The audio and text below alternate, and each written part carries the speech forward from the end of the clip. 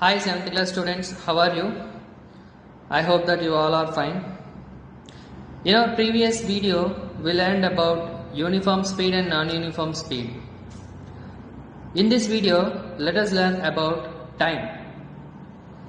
In the ancient time, how the people measured time. They used shadows to measure the time.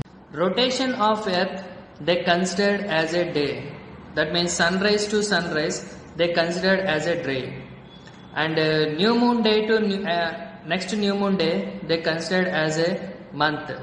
Revolution of earth around the sun they considered as a year, 365 days as a year. When there are no instruments to measure the time like clock, digital watches like this, how the people are used to measure the time? In these ways: sunrise to sunrise, new moon day to new moon day, by using shadows they used to measure time. Often we need to measure intervals of time which are much shorter than a day. Clocks and watches are perhaps the most common time measuring devices. Have you ever wondered how watches and clocks measure time? Working of clock is rather complex, but all of them make use of some periodic motion, same periodic motion. One of the most well-known periodic motion is that of a simple pendulum. Simple pendulum consists of a stand, a rod, a thread and a bob. If we drag the bob to one end and released, the bob will oscillate. The middle position of the bob is called mean position. If you drag to left end or right end, if you release, the bob will go to the other end. First the bob will go to the mean position and to the other end, again to the mean position, again from where the bob is released.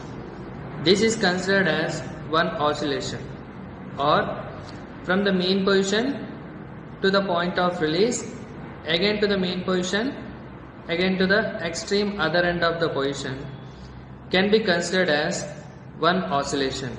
The motion of the simple pendulum is also called as oscillatory motion or otherwise periodic motion. What is the time period of simple pendulum? The time taken by the bob to complete one full oscillation is called time period. And number of oscillations per 1 second is said to be frequency. What is frequency? Number of oscillations per 1 second is said to be frequency. Time period of the simple pendulum depends upon length of the string or length of the thread. If length of the thread is more, the time period will also be more. If the length of the thread is more, it will take more time to complete one oscillation, so time period will also increase. This mechanism of simple pendulum are used in pendulum clocks. The pendulum clocks will work under simple pendulum mechanism. But nowadays we are using quartz technology watches. We have wristwatch and digital clocks. In that we are using quartz technology. You might have heard the name of famous scientist Galileo. It is said that when Galileo was sitting in a church, a lamp is moving slowly from one end to other end, which is hung to the roof. He observed that pendulum of a given length will take same time to complete one oscillation every time. These observations leads to the development of pendulum clocks. Winding clocks and wristwatches, they are the refinement of these pendulum clocks.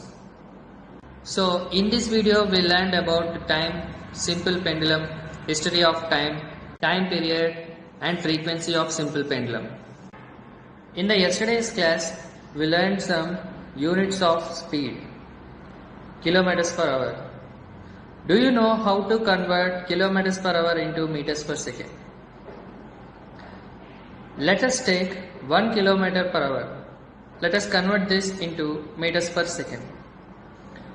You know that 1 kilometer equals to 1000 meters and 1 hour is equals to 3600 seconds. So 1 kilometer per hour is equals to 1, write 1000 meters in the place of kilometer and 3600 seconds in the place of hour. So 1 kilometer per hour is equals to 1000 meters by 3600 seconds. Cancel the two zeros from numerator and the denominator.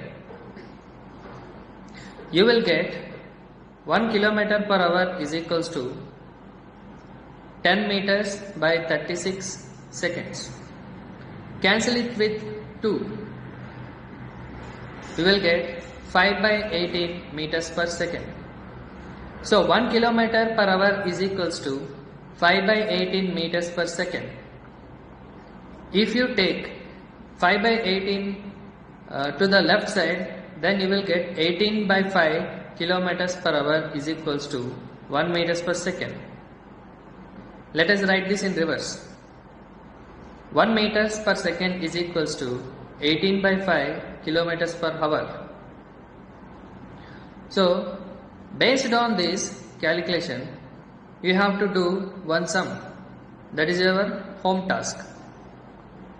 A bus traveled 54 kilometers and it has taken 90 minutes to cover the distance. You should find out speed of the bus. I am giving you the options. You have to find out speed of the bus in meters per second. 54 kilometers, no need to convert that. But convert 90 minutes into hours. 1 hour is equals to 60 minutes. But here it is given 90 minutes. That means 60 plus 30. 60 minutes you take it as 1 hour and other 30 minutes you take it as half hour. So it is 1.5 hour. We can write it as 1.5 hours. So what is the speed? Distance by time. Distance here is 54 kilometers. So 54 kilometers by 1.5 hours and answer you should find out in meters per second. So 54 kilometers by 1.5 hours into 5 by 18 meters per second. Do the calculation and write the answer.